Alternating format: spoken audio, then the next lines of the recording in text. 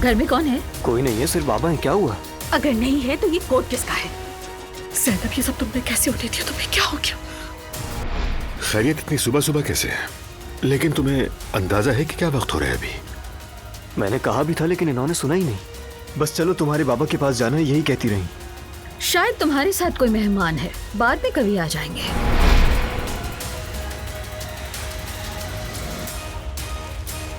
पिछले दिनों कब्रिस्तान में देखा था तुम्हें आवाज भी दी लेकिन तुम वहां से भाग गई। बात करने की हिम्मत नहीं थी शायद मुझ में। आज हमें मौका मिल ही गया है तो हम अपनी तलाक के बारे में भी एक दूसरे से बात कर लेते हैं।